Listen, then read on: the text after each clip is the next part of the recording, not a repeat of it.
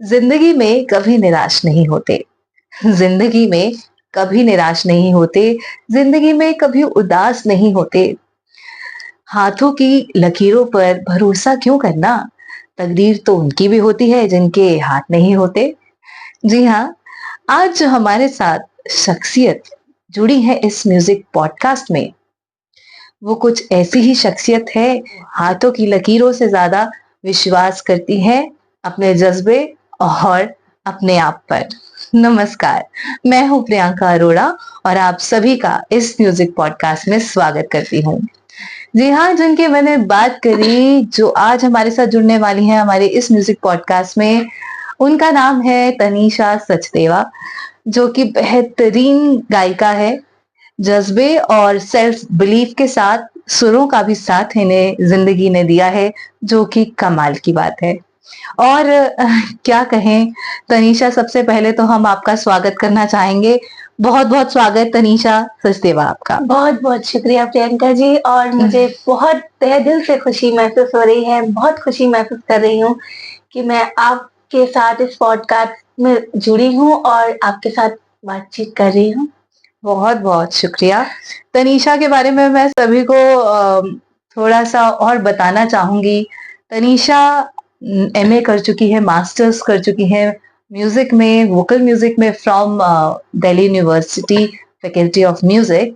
और अभी हाल ही में इन्होंने, मैं सबसे पहले मुबारक देना चाहूंगी तनीषा आपको कि अभी आपने हाल ही में JRF भी क्लियर कर लिया है। बहुत बहुत मुबारक। जी हाँ, नेट क्वालिफाइड है, JRF क्वालिफाइड हो गई हैं। और हमें बहुत खुशी होती है जब हम इनको देखते हैं, इनको गाते हुए सुनते हैं। इनके बारे में मैं आपको बताऊं तो म्यूजिक का जो शौक है इन्हें बचपन से ही पड़ गया था। लगभग 5 साल की उम्र में इन्होंने म्यूजिक की शिक्षा लेनी शुरू कर दी थी। इनके प्रथम गुरु कहीं ना कहीं इनके फादर साहब रहे। जी हाँ, और इन्होंने लेटर ऑन जो फॉर्मल ट्रेनिंग ली है म्यूजिक में, वो इन्होंने ली डॉक्टर सरिता पाठक यजुर्वेदी जी से, जो कि बहुत ही महान गायिका है और जाना माना नाम है हमारे संगीत में, शास्त्रीय संगीत की दुनिया में। बहुत बहुत खुशी हो रही है हमें तनीषा के साथ जुड़कर। और इन्होंने लेटर ऑन कुछ समय के लिए ओंकार भारद्वाज जी से भी इन्होंने संगीत की शिक्षा ली, जो कि इंदौर घराने से ताल्लुकात रखते हैं। और बहुत सारे ऑस्पिशियस प्लेसेस पर ये गा चुकी हैं, परफॉर्म कर चुकी हैं। वाह क्या बात है। तनीषा बहुत से सिंगिंग कॉम्पिटिशन्स में पार्टिसिपेट करती रहती है और विनर भी रह चुकी है। मैं आपको बता दूं, singing competition singing star of India by SR music academy, यहाँ पर ये विनर रह चुकी हैं। और साथ में एकता मिशन द्वारा आयोजित सिंगर सितारों की खोज बाय एकता मिशन, यहाँ पर भी ये फाइनलिस्ट रह चुकी हैं। और जहां भी ये गई हैं वहां इन्हें सराहना ही मिली है, इन्हें एप्रिसिएशन ही मिली है ना तनीषा? जी। जहां भी आप जाते हो वहां आपको बहुत एप्रिसिएशन मिलती है, क्योंकि हमने भी आपको सुना है, मंच पे सुना है, आप बहुत मीठा गाती हैं और आज हमारे साथ यहाँ जुड़ी हैं। बहुत खुशी की बात है। तनीषा, सबसे पहले हम शुरुआत करें उससे पहले कुछ कहना चाहेंगे आप? जी, मैं बहुत खुशी महसूस कर रही हूँ। I don't have words to express this feeling. और मुझे इतनी खुशी हो रही है कि मुझे जरिया म्यूजिक स्कूल के द्वारा इस पॉडकास्ट से जुड़ने का मौका मिला, आपसे रूबरू होने का मौका मिला।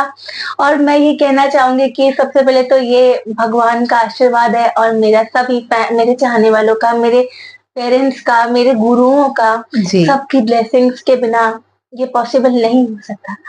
क्या बात है तनीषा। तो हम आज के इस पॉडकास्ट का सफर शुरू करते हैं। तो आपको कब वो इंस्पिरेशन मिली, कब लगा, डिस्कवर कब हुई आपकी आवाज की ये तो मीठा गाती है, इसको म्यूजिक में जाना चाहिए? किसने किया वो पहली बार और वो कैसे जर्नी शुरुआत हुई आपकी? वो एक्चुअली मैं आपको बताऊं कि जब मैं 1.5 साल की थी या 2 साल की थी, तो 1.5-2 साल की थी, ऐसा मेरी मॉम मुझे बताती हैं, बताया था उन्होंने कि तो मैं एक गाना चल रहा था पीछे, तो मैं बचपन में हम करती थी। अच्छा। सुनने की कोशिश करती थी कि from where the sound is coming, आवाज कहाँ से आ रही है। और जैसे कहीं ढोलक बज रही है, कहीं कुछ बज रहा है, तो मैं उसको अपने ईयर से कैच करने की कोशिश करती थी।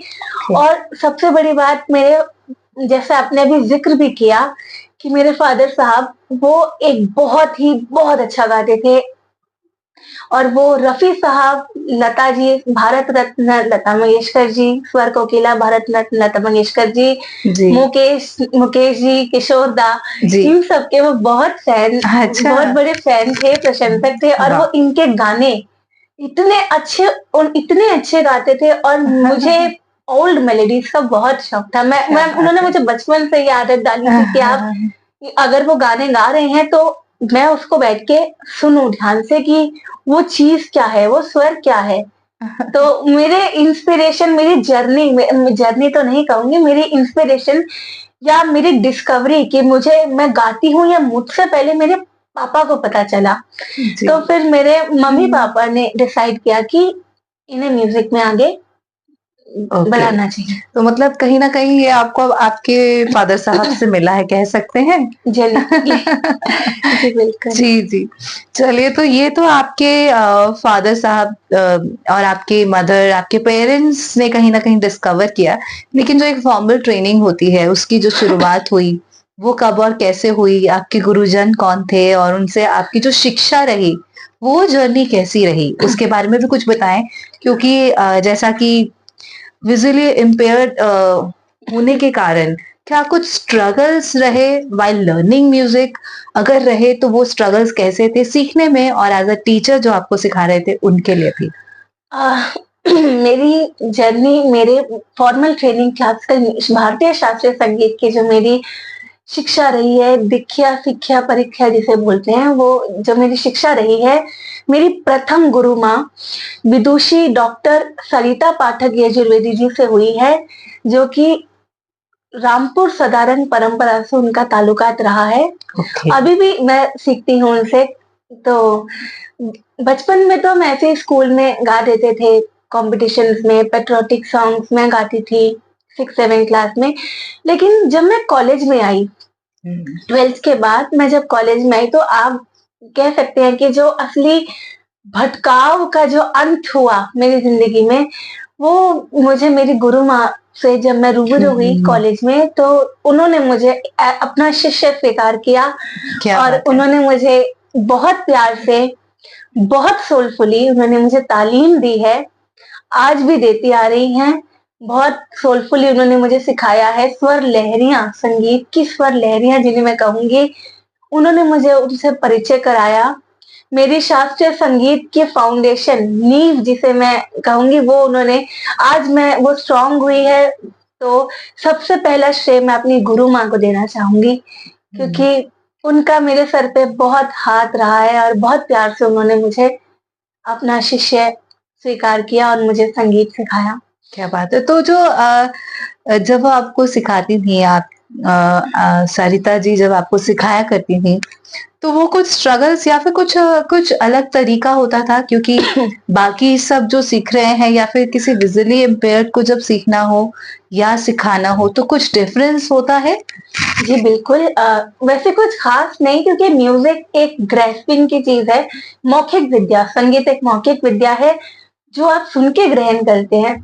लेकिन कुछ चीज़ों में स्ट्रगल, कुछ केसेस स्ट्रगल्स आए, ज़्यादा ओके। नहीं कहूँगी, ज़्यादा स्ट्रगल नहीं कहूँगी, उन्होंने उसको बहुत प्यार से हैंडल किया। बेसिकली गाते हैं, तो सभी देखने वाले जो जैसे आप मुँह कितना खोल रहे हैं, हुँ। आप किस शब्द को कैसे बोल रहे हैं, कहीं आपके गाने में वो दोष उत्पन्न नहीं हो रहा, या आपका जौ जिसे कहते हैं बोलते समय, या आपकी स्ट्रेन तो नहीं पड़ रहा वॉइस में। तो हुँ। उन्होंने शुरुआत मेरे मुझे इससे की कि इकार, उकार ये सब सिखाया।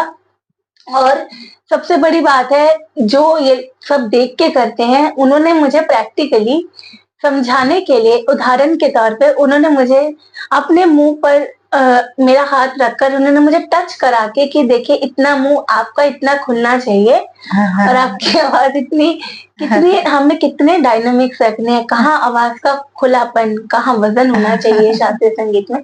तो उन्होंने मुझे उसको बहुत प्यार से उन्होंने वो चीज़ हाँ। किया। तो बहुत मज़ा, बहुत मुझे बहुत तो यहाँ कहीं एक टीचर के भी एफर्ट्स नजर आ जी, रहे हैं, बिल्कुल, है ना? क्योंकि हमारे गुरु की मेहनत है और गुरुओं की मेहनत होती है कि जो आपके गले में, अपने गले से आपके गले में वो चीज़ें उतारना, यस। वो चीज़ें उतारना, वॉइस कल्चर जिसे मैं कहूँगी स्वर साधना, वो चीज़ें उतारना वो गुरुओं की मेहनत है और हमारे गुरु ने भी हमें कुछ देखा होगा ना, हमें कुछ सिखाते हुए कि चलो जिसमें जिसका जो गुण है उसको वो आगे बढ़ा ले। जी, तो मतलब वोकल्स में जो महसूस जो करके यूँ तो वोकल्स जो है सुनकर आप जी। उसको कर पाते हो, जी, लेकिन जब बिल्कुल। बात वाद्य की आती है, तो जैसे हारमोनियम आप बजाते हो, आपने कुछ सीखा भी है, तो जब वो सीखते हैं तो वो सीखने में कितनी दिक्कत आती है?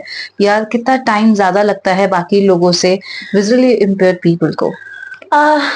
इंस्ट्रूमेंट की अगर मैं बात करूँ तो चाहे वोकल हो चाहे इंस्ट्रूमेंटल है, थोड़ा-सा पर्सनल अटेंशन की ज़रूरत पड़ती ज़्यादा। है क्योंकि अ, एक-एक चीज़ को हारमोनियम पे कौन सी फिंगर कै किस फिंगर पे किस की पे क्या फिंगर पड़नी चाहिए, वो एक बार अगर वो हाथ रख के हमें समझा दें, एक बार हमें बता दें, बस उनको हुँ, बताना पड़ता है, हुँ, बाकी फिर हम उसको अपने माइंड में कैच करके फिर हम उसी के उन्हीं टेक्निक से प्रैक्टिस करते हैं। ओके, बस यही स्ट्रगल्स आते हैं कि थोड़ी-सी एक्स्ट्रा एफर्ट्स लगते हैं, बाकी ओके। तो बहुत मीठा लगता है। लेकिन जज़्बा अगर हो, तो उसको कोई भी आसानी से कर सकता जी, है, जी, राइट? जी। अगर ट्रू जज़्बा हो तो। और ये भी कहते हैं ना तनीषा अक्सर ऐसा कहा जाता है कि अगर एक सेंस भगवान लेता है तो आपको एक सिक्स्थ सेंस एक्स्ट्रा देकर भेजता है। बिल्कुल, तो बिल्कुल। शायद वो सिक्स्थ सेंस आपके साथ भी है क्योंकि मुझे महसूस होता है जब भी मैं आपके साथ होती हूँ, there is an extraordinary factor about you which I love about you and people around you love about it. So उसके लिए तो खैर बहुत आपको कॉन्ग्रेचुलेशंस है कि आप उस जर्नी को इतने अच्छे से फॉलो कर रहे हो। तनीषा एक सवाल मैं और आगे आपसे पूछूं, मैं सबसे आपको ये बता दूं कि आप बहुत सुंदर लग रहे हो आज। Thank you. You are thank looking you so beautiful much, today. Thank you so much.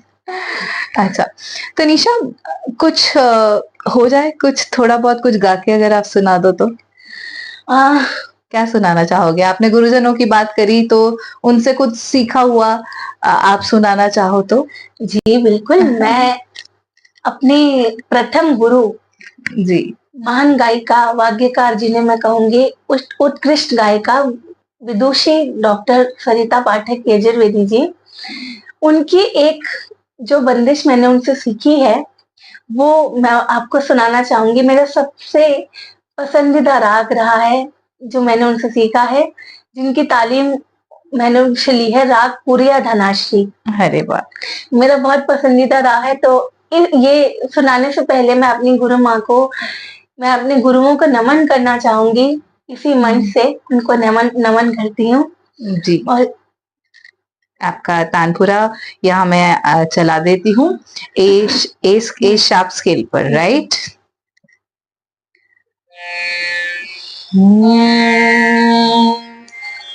आ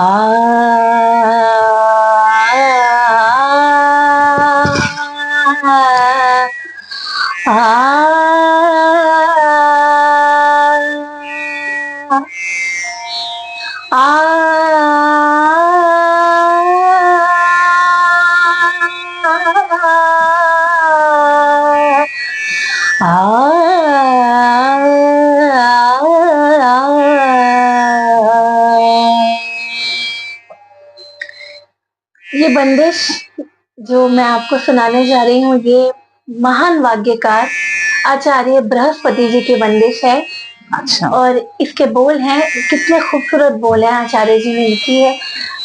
मिले दिन रैन, कितना साहित्य कितना खूबसूरत है।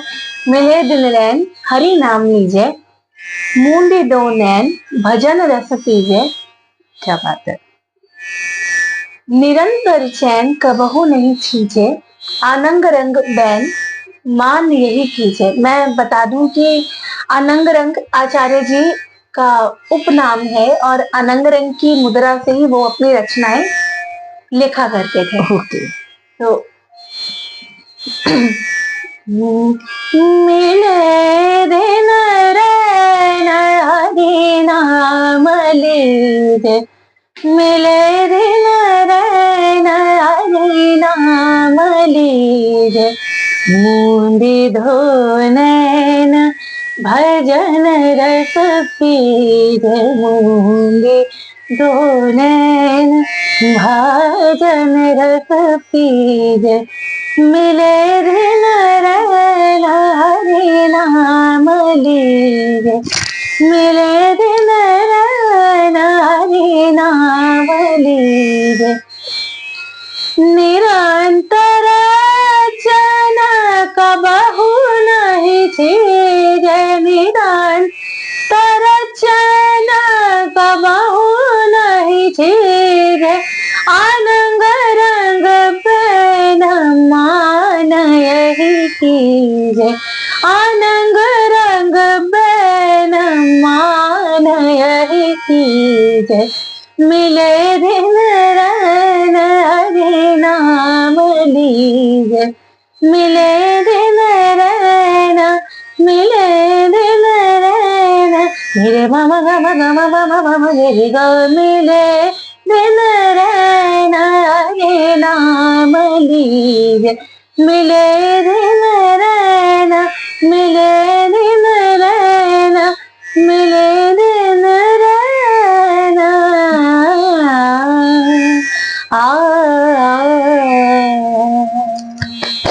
क्या बात है। मिले दिन रैन हरि नाम लीजिए। जब संध्या का समय होता है तभी दिन और रात मिलते हैं, इस साहित्य का अर्थ ये है।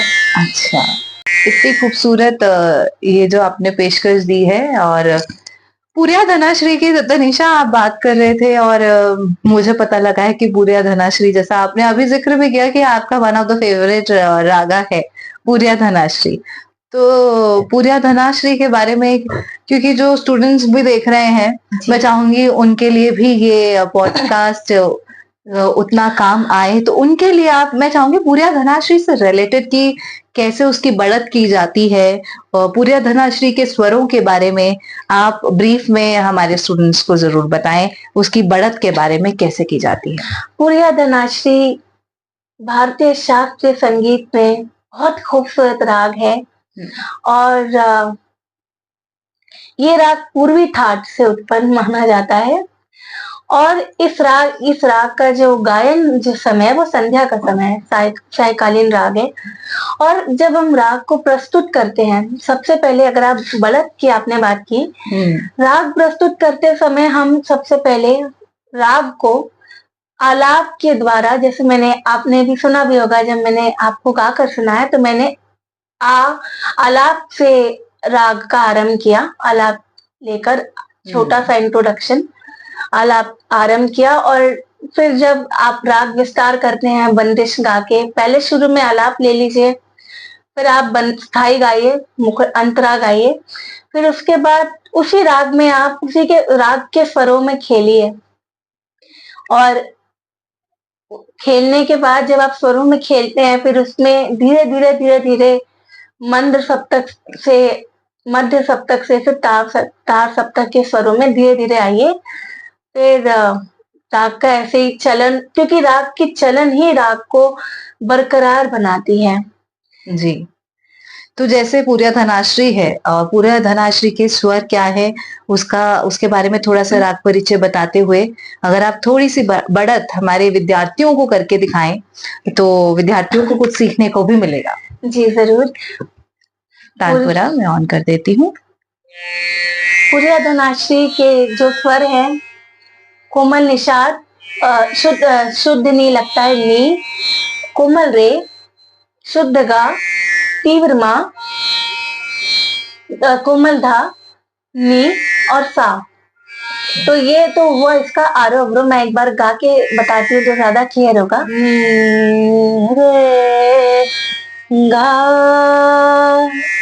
मा धा पा, कभी कभी इसमें पंचम का भी प्रयोग होता है। मरनी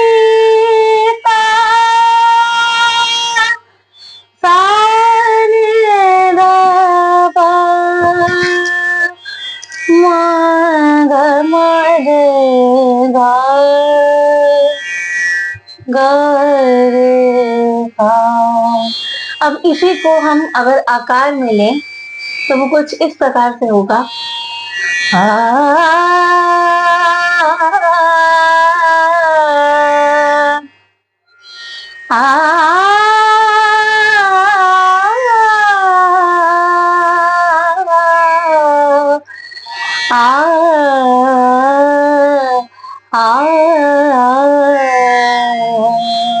ये आलाप के माध्यम से मैंने छोटा सा राग का इंट्रोडक्शन आपके सामने प्रस्तुत किया।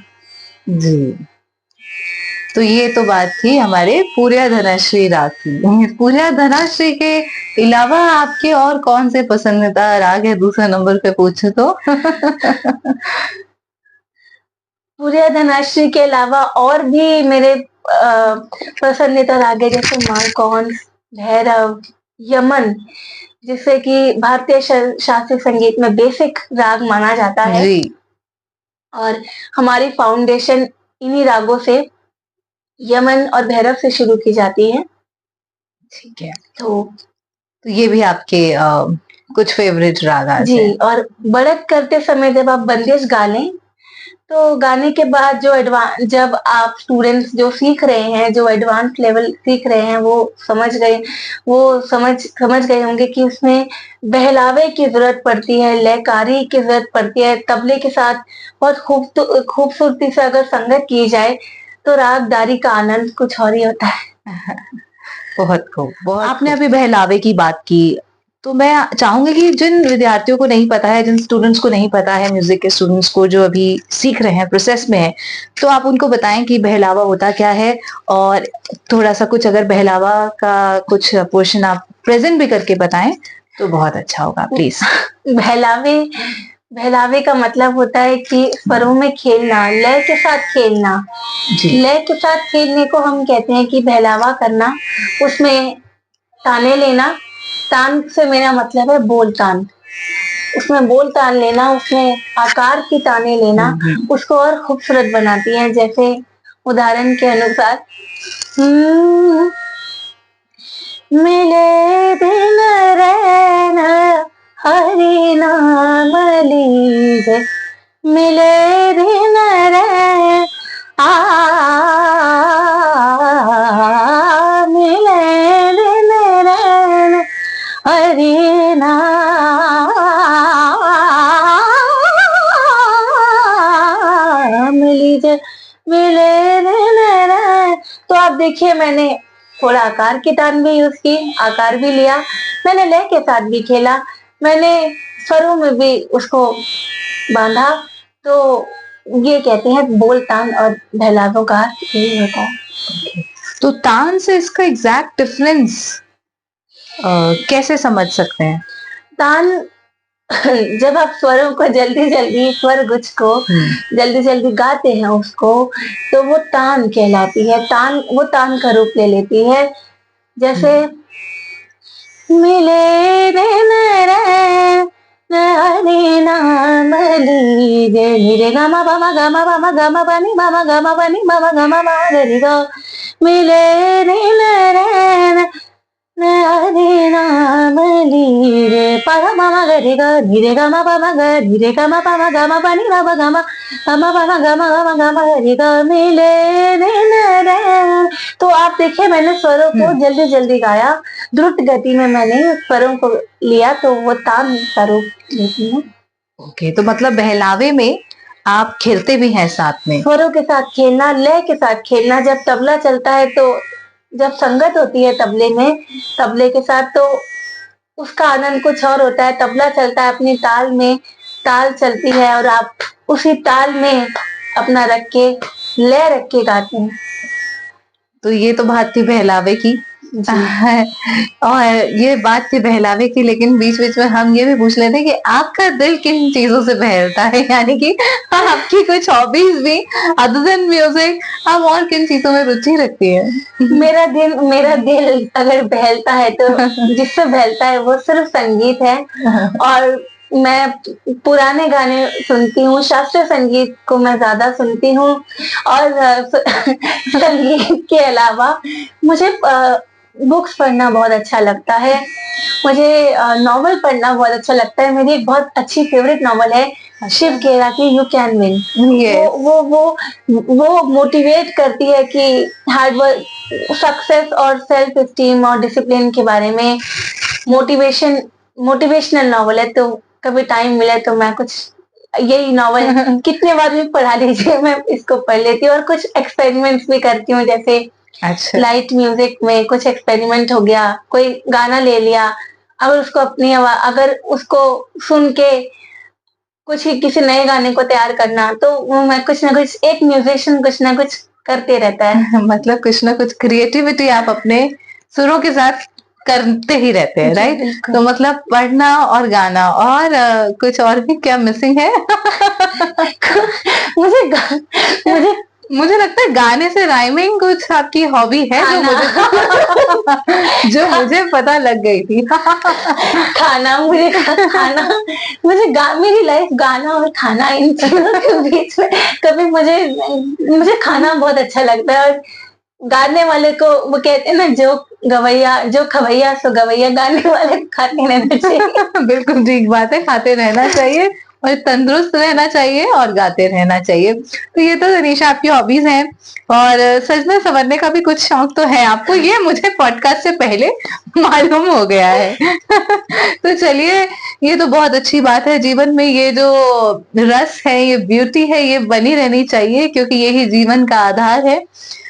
इसके साथ तनीषा, जब हम जिंदगी में रोजमर्रा की जो हमारी जिंदगी चलती है उसमें हम अलग-अलग तरीके के स्ट्रगल्स फेस करते हैं, है ना? जी बिल्कुल। जब हम नॉर्मल सभी लोगों की बात करते हैं तो सब लोग स्ट्रगल कहीं ना कहीं कुछ फेस करते हैं, लेकिन as a visually impaired person आपने किन स्ट्रगल्स का वो फेस करते हैं डेली के? मैं जी। म्यूजिक जर्नी की बात नहीं कर रही हूँ, क्या क्या चीजें फेस करते हैं, करते आए हैं आप और उनको कैसे आपने उनको ठीक किया है, उन स्ट्रगल्स को ओवरकम कैसे किया, उनका सामना आपने कैसे किया है? जी, सबसे पहले तो मैं बहुत शुक्रगुज़ार रहूँगी ईश्वर का, कि प्रभु का, कि उन्होंने मुझे ये स्ट्रगल फेस करने का वक़्त दिखाया। क्योंकि और मैंने वो वक़्त देखा, क्योंकि स्ट्रगल हमें मजबूत बनाते हैं, हमें मोटिवेट स्ट्रगल से हमारे मोटिवेटर्स भी होते हैं और हमें मोटिवेट करते हैं कि आप लाइफ में और मेहनत करिए और चलिए, चलते रहना। स्ट्रगल्स का नाम है चलते रहना। तो मेरी जब जर्नी शुरू हुई, मैं 1.5 साल की थी लगभग, मैंने बताया आपको, तो मेरी national association for the blind एक इंस्टीट्यूट है, नैब जिसको हम शॉर्ट फॉर्म में कहते हैं, वहां मेरी जर्नी स्टार्ट हुई, मेरी स्कूलिंग जिसे कहें वो स्टार्ट हुई। वहां मैंने नैब का मेन मोटिव ये है कि बच्चों को इंडिपेंडेंट बना के इंक्लूसिव, यानी कि नॉर्मल बच्चों के साथ, जो देख सकते हैं, जो साइटेड बच्चे हैं, उनके साथ नॉर्मल स्कूल्स में पढ़ने भेजना, उनको तैयार करना। तो जब मेरी जर्नी स्टार्ट हुई थी वहां, तो मैंने सबसे पहले ब्रेल सीखा वहां पे, क्योंकि ब्रेल लिपि जो है, ब्रेल स्क्रिप्ट जो है, वो हमारी प्राइमरी, जैसे आप लोगों का पेन पेंसिल होता है, वैसे ब्रेल कितनी भी एडवांसमेंट आ जाए, लेकिन ब्रेल हमारा शुरुआत, प्राइमरी टूल जिसे हम कहें। तो मैंने ब्रेल सीखा वहां पर। फिर हमको कंप्यूटर सिखाया गया, सो दैट हम अपना काम इंडिपेंडेंटली और बच्चों की तरह कर सकें। टीचर्स को कंप्यूटर पे दिखाएं। जैसे बच्चों को कॉपी चेक करते हैं टीचर्स, तो अब वो ब्रेल नहीं पढ़ सकते, तो वो स्क्रीन पे देख सकते हैं कि हम क्या लिख रहे हैं। दूसरी बार जब मैंने कंप्यूटर से एग्जाम्स दिए स्कूल में, जब मैं एनसीईआरटी, तो मैंने 5th तक एनसीईआरटी में पढ़ाई की थी, केवी में। फिर जब मैं 6th में आई अपने स्कूल वेदाव्यास डीएवी विकासपुरी में, तो मुझे कुछ स्ट्रगल फेस करने पड़े कि टीचर्स को सेंसिटाइजेशन नहीं थी कि एक विजुअली इम्पेयर्ड को कैसे डील करना चाहिए था, क्योंकि मैं फर्स्ट चाइल्ड थी वहां पे इन क्लास 6। तो वहां पे टीचर्स को भी मुझे जानने में वक्त लगा और मुझे भी उनके साथ एडजस्टमेंट करने में प्रॉब्लम आई, बट वो धीरे धीरे ओवरकम हुआ, क्योंकि टीचर्स ने मुझे समझना शुरू किया, मैंने उनको, और मुझे टीचर्स ने फुल सपोर्ट किया थ्रू आउट 12th क्लास, और उसके बाद भी आज भी कर रही हैं। आज भी मुझे मेरा स्कूल काफी अच्छी सपोर्ट दे रहा है। और वहाँ पे मैंने जैसे मैंने आपको बताया लैपटॉप से अपने एग्जाम्स लिखे, कुछ हमें राइटर प्रोवाइड किया जाता था, इंग्लिश वगैरह के तो हम लैपटॉप से देते थे, और जैसे हिंदी है अब हम लैपटॉप में नहीं लिख सकते तो हम स्कूल वाले में राइटर्स देते थे कि हम बोलें और वो लिखें।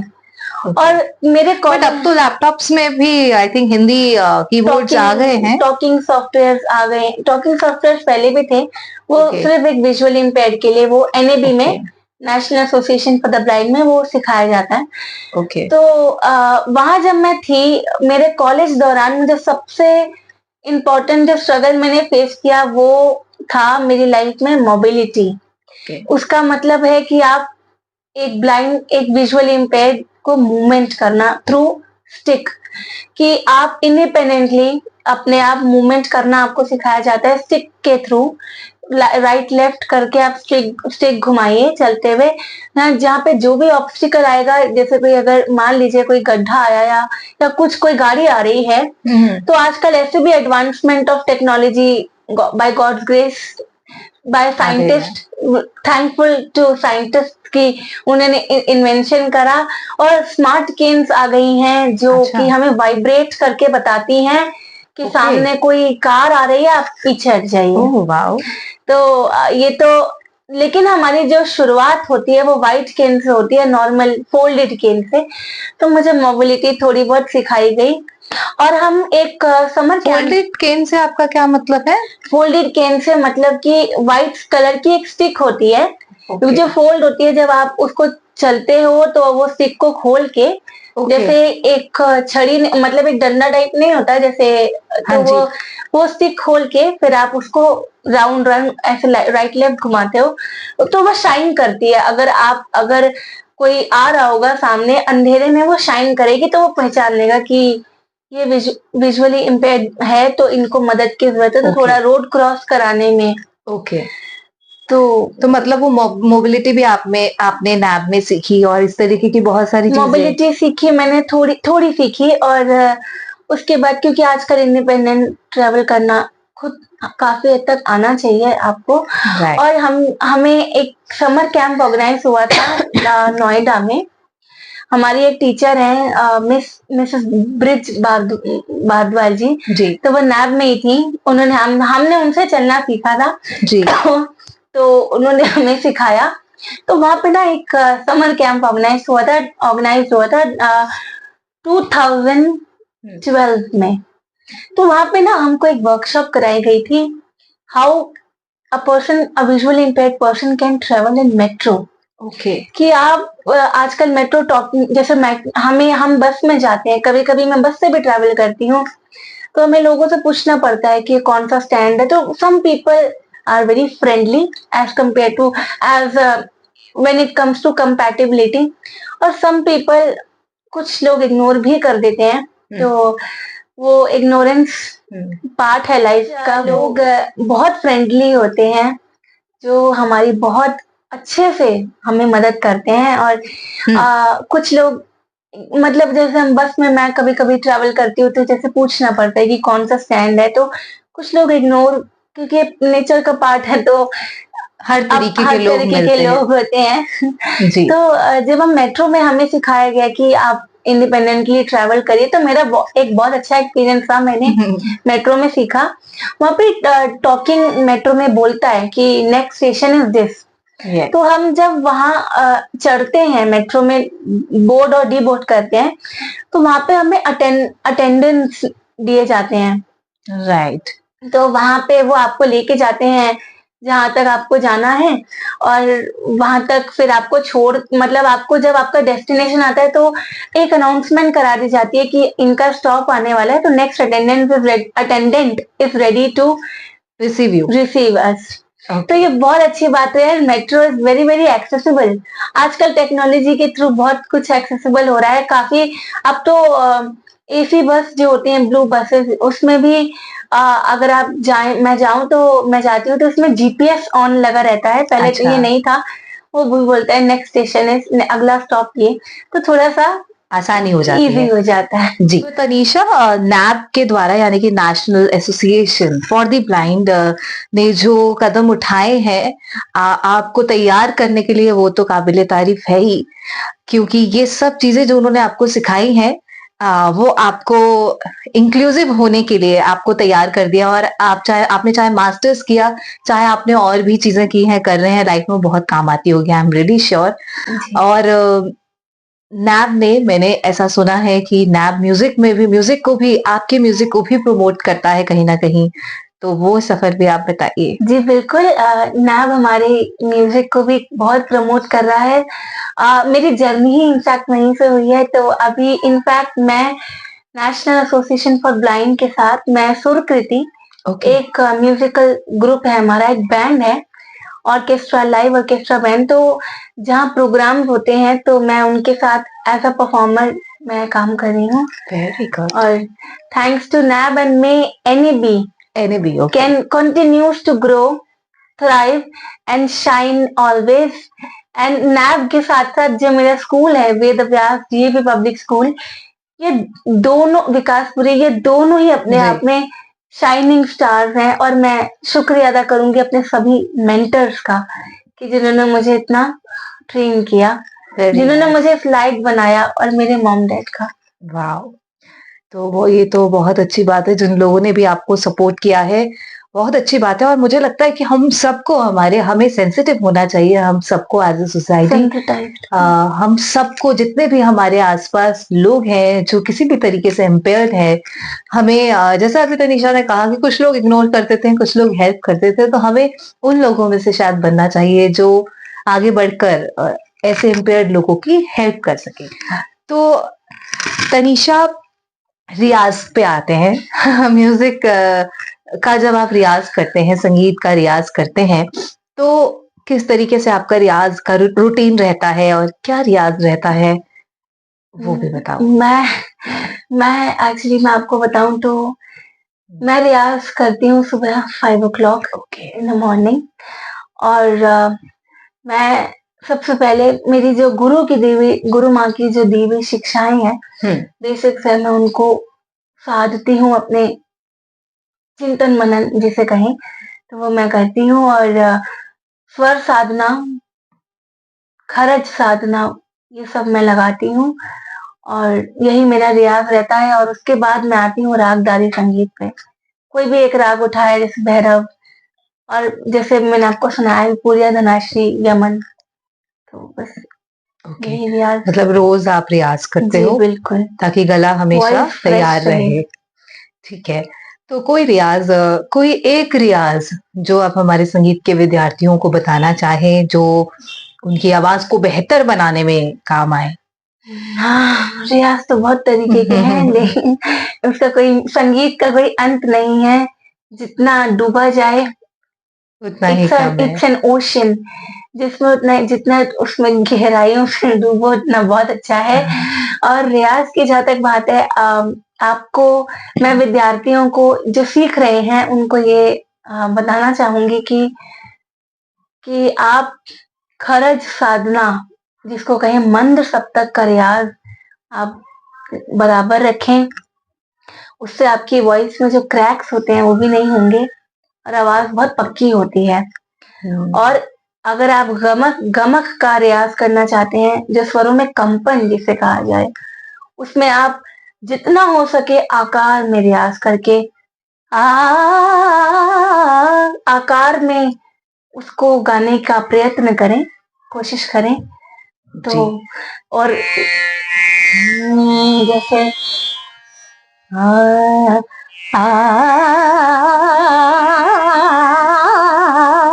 जो बिगिनर हैं वो ज्यादा जल्दबाजी नहीं करें, थोड़ा स्लो टेम्पो में कोई भी एक राग ले लें, तो कोई भी एक बंदिश ले ले, कोई एक टुकड़ा ले जिसमें आपका फोकस नहीं हो पा रहा है या जो आपसे नहीं हो रहा है, उसी पे एक महीना, 2 महीना आप डेडिकेट करें, तब जाके परफेक्शन आती है। तो आकार के रियाज से क्या कुछ फायदा होता है? एकार, उकार, एकार, ये वॉवल्स का रियाज है। तो ये मैंने अपनी गुरु माँ से सीखा। तो उन्होंने हमें जो रियाज मुझे सिखाया, इससे वॉवल्स हमारे क्लियर होते हैं, जैसे आ ई ऊ, हमारी वॉइस क्लियर होती है, वॉइस स्ट्रक्चर क्लियर होता है। कभी कभी ऐसा होता है कि आवाज ऐसा लगता है कोई शब्द चबा रहे हो, या आवाज सा क्लियर नहीं लग रहा है, कुछ लोग सा की जगह पा ऐसे बोल देते हैं। तो अगर आप वॉवल का रियाज करेंगे तो इससे आपकी आवाज बहुत सधेगी और आपके वॉवल्स क्लियर होंगे। जैसे मैंने लिया आ, फिर ई, ऊ, ए, तो आ ई ए, आप कोई भी राग उठाएं उसमें, या सारे रमा भी करें, आ ई, ऊ, ए, तो आप ऐसे ओ, ये रियाज करिए वॉवल्स का। और सबसे बड़ी बात कि जब आप सा लगाते हैं डीप ब्रीदिंग करते हुए, एक सा पे रुके, जितना आप रुक सकते हैं। सा,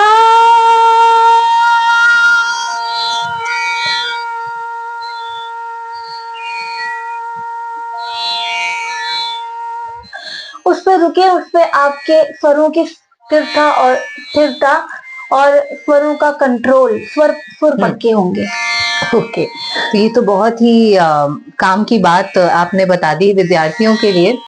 मतलब आकार के रियाज से, इकार के रियाज से कहीं ना कहीं लफ्जों की जो प्रोनाउंसिएशन है वो भी क्लियर हो जाएगी। ओके, तो ये तो रियाज की बात आपने बता दी। कहते हैं ना कि संगीतकार का जो धर्म है वो ही रियाज है, उसका कर्म वो भी रियाज है, तपस्या वो भी उसकी तपस्या वो भी रियाज है। तो मानो संगीतकार के जीवन का आधार ही रियाज है। तो रियाज करते रहे सभी संगीत के विद्यार्थी। और आपने इतनी अच्छी टिप दे दी है हमारे सभी स्टूडेंट्स को, म्यूजिक के स्टूडेंट्स को तनीषा। बहुत ही सुंदर तरीके से आपने बताया। कहते हैं ना कि रियाज की क्योंकि बात कर रहे हैं, और दोस्तों बहुत ही सुंदर बात किसी उस्ताद ने कही थी, तो मैंने सुनी, मुझे बहुत अच्छी लगी कि सुर जो है ना, हम जितना टाइम उनको देंगे उतनी दोस्ती हमारी सुरों के साथ गहरी होती रहेगी। तो इसीलिए रियाज जरूरी है कि जितना हम समय रियाज को देंगे, रियाज के जरिए हमारे दोस्ती जो है सुरों के साथ पक्की हो जाएगी, जैसे कि संगीत के साथ पक्की हो जाएगी। जिस तरीके से तनीषा ने संगीत और सुरों के साथ अपनी दोस्ती पक्की कर ली है, तो रियाज के जरिए संगीत के सभी विद्यार्थी अपनी दोस्ती को और गहरी और पक्की बनाए, यही हम उम्मीद करते हैं। तनीषा, एक सवाल और मन में आता है, क्योंकि आप एक संगीत की साधिका रही हैं, आपने संगीत सीखा है बकायदा, तो शास्त्रीय संगीत भी सीखा है, आप सुगम संगीत भी सीख रही हैं, आपने उपशास्त्रीय संगीत भी आप सीख रहे हैं, आप मतलब सीखती आई हैं। तो तीनों ही जो शैलियां हैं, इनमें क्या अंतर है आपके हिसाब से? शास्त्रीय संगीत एक बेस, क्योंकि आप शास्त्रीय संगीत हर विद्यार्थी को, हर किसी को सीखना चाहिए, चाहे वो म्यूजिक में है भी या वो नहीं भी है। तो अगर जिनको म्यूजिक का शौक है उनको भी अपनी शुरुआत शास्त्रीय संगीत से ही शुरू करनी चाहिए, क्योंकि शास्त्रीय संगीत हमारी नींव मजबूत करती है। आप जो सोच सकते हैं, एफर्टलेस सिंगिंग आ जाती है, ईज आ जाता है। आप जो सोच रहे हैं वो सुर आपका लग सकता है। और सुगम संगीत के, शास्त्रीय संगीत में शास्त्र पक्ष का हमें, उसके रूल्स एंड रेगुलेशंस का हमें पालन करना पड़ता है, उसके कड़े नियमों का पालन करना पड़ता है। कि जैसे ये राग है तो इसमें आप कुछ अन्य स्वर नहीं लगाएंगे, वरना वो राग बिगड़ जाएगा। या अगर आप ताल से बेताले हो गए तो वो चीज बेताली हो जाएगी। या अगर आप गाते गाते सम पर नहीं आए तो वो चीज ठीक नहीं लगेगी, वो मुखड़ा ठीक नहीं लगेगा, या वो चीज बेताले हो जाएंगे आप। तो ये रूल एंड रेगुलेशन शास्त्रीय संगीत में मायने रखते हैं। वेयर एज सुगम उप शास्त्रीय संगीत और सुगम संगीत में थोड़ा छूट रहती है। जैसे आप ठुमरी दादरा अगर गा रहे हैं, प्रस्तुत कर रहे हैं, तो उसमें 12 स्वरों के साथ आपको खेलने का छूट मिलती है। आप एक राग से दूसरे राग में भी प्रवेश कर सकते हैं और उसको सुंदरता क्योंकि और उसकी सुंदरता को और निखार सकते हैं। और प्लेबैक सिंगिंग में अगर देखा जाए तो उसमें सबसे ज्यादा मायने रखता है, शास्त्रीय संगीत का बेस पे मायने रखता है, लेकिन उसमें जो मायने रखता है वो है एक्सप्रेशन। क्योंकि अगर आप कोई एक्ट्रेस या एक्ट्रेसेस अगर स्क्रीन पे कुछ रोल प्ले करेंगी तो हमें उस सीन की रिक्वायरमेंट क्या है वो हमें अपनी वॉइस के थ्रू उस एक्टर को या एक्ट्रेसेस को वॉइस के थ्रू हमें वो पोर्ट्रे करना है कि कहाँ डायनेमिक्स होना चाहिए, कहाँ खुलनी चाहिए आवाज, और तभी वो चीज अगर वो चीज एक्ट्रेस या एक्टर पे सूट कर गई, फील जिसे बोलते हैं भाव, वो अगर फील के साथ अगर आपने अपना प्रस्तुत किया, अपना दिया, तो वो अगर वो फील आ जाती है तो एक्ट्रेसेस के लिए या फिल्म म्यूजिक की अगर मैं बात करूं तो उसमें उनके लिए इजी होता है।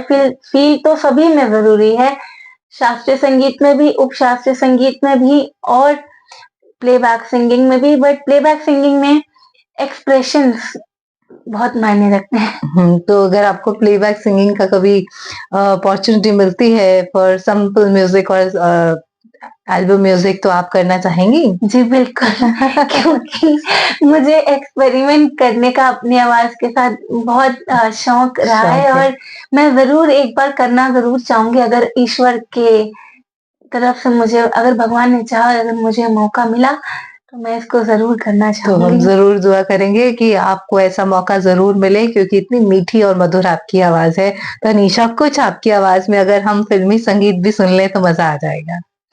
ओके, मैं आपको, मेरी जो इंस्पिरेशन रही है लता जी, भारत रत्न, वो अमर आवाज लता मंगेशकर जी, स्वर कोकिला लता मंगेशकर जी, उनका ही एक गीत आपके सामने। वैसे मैंने काफी सिंगर्स को, लता जी हैं, नूर जहां जी हैं, तो मैं इन सबको मेरी आइडल्स रही हैं म्यूजिक में, ओल्ड मेलोडीज में। तो लता जी का हम्म, अजीर उठ कर अब कहाँ जाएगा, जहाँ जाएगा हमें पाएगा, अजीर उठ कर अब कहाँ जाएगा, जहाँ जाएगा हमें पाएगा, अजीर उठ कर अब। क्या बात है, वेरी नाइस। बहुत मजा आया तनीषा आपकी मीठी आवाज सुनकर। और पता है, मैं आपसे बात कर रही हूँ, आपसे बातचीत कर रही हूँ तो मुझे एक ऐसे शख्स की याद आ रही है जो बहुत ही जाना माना नाम रहे हैं हमारे संगीत की दुनिया में। और शायद हमारे दर्शक भी समझ गए होंगे कि मैं किनकी बात कर रही हूँ। और अगर हाँ, आज के एपिसोड में अगर हम उनका जिक्र ना करें तो शायद ये पॉडकास्ट अधूरा रह जाएगा। जी हाँ दोस्तों, मैं बात कर रही हूँ रविंद्र जैन जी की। तनीषा, रविंद्र जैन जी से तो मतलब उनसे तो कितने लोग हम सब इंस्पायर्ड हैं, उनका म्यूजिक हम सब ने सुना है।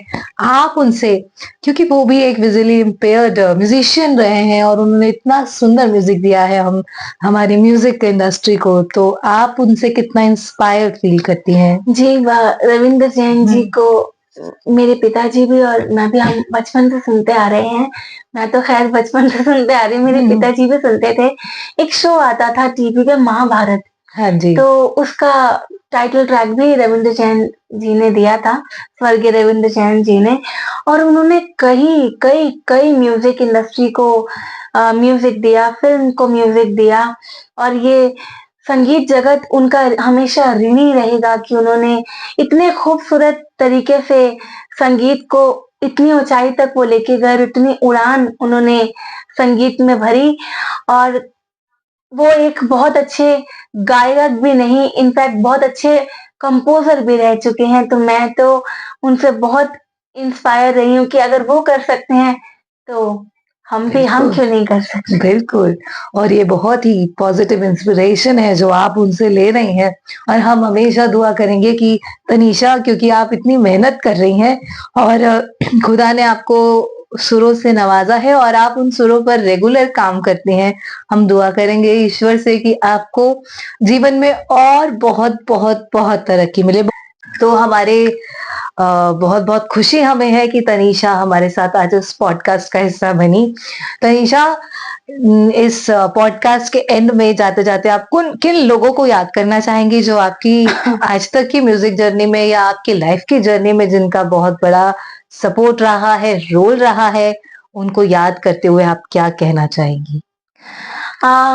मैं सबसे पहले तो भगवान को, और क्योंकि जिनके द्वारा मुझे म्यूजिक मिला in the form of genetic, तो सबसे पहले तो भगवान जी ही, और उसके बाद मैं अपने पिताजी को खास तौर पे, क्योंकि उनके गायन ने मुझे अत्यंत प्रभावित किया।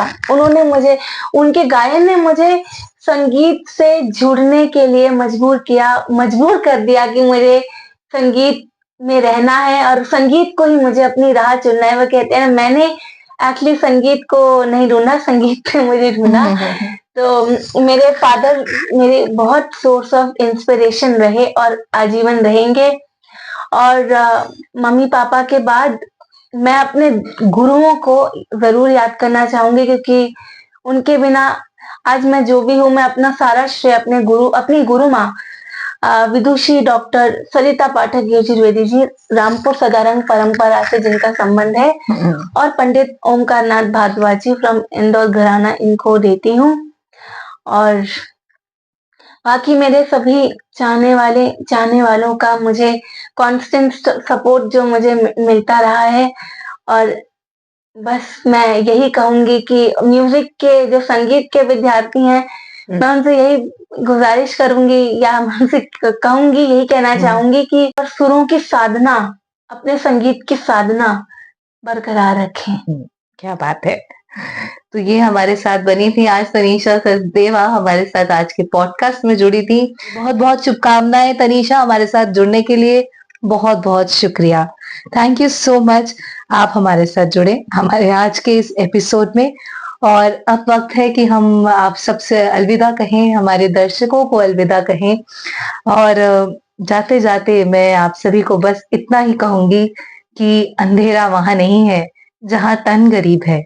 जी हाँ, अंधेरा वहां नहीं है जहां तन गरीब है, अंधेरा तो वहां है जहां मन गरीब है। ना अच्छा होगा ना बुरा होगा, होगा वैसा ही जैसा नजरिया होगा। जैसा नजरिया होगा, जैसा नजरिया तनीषा लेकर चल रही है, ऐसा नजरिया, ऐसा पॉजिटिव नजरिया हम सबको जीवन में लेकर चलना चाहिए। क्या बात है, आपका भी मैं दिल से शुक्रिया अदा करती हूँ कि आपने मुझे इस पॉडकास्ट के जरिए आपसे मुझे रूबरू होने का मौका मिला और आपके साथ जुड़ने का मौका मिला। Thank you so much all of you. Thank you so very much, all of you, for joining. Kindly like, share, subscribe Zaria Music School YouTube channel. Thank you for watching. Thanks.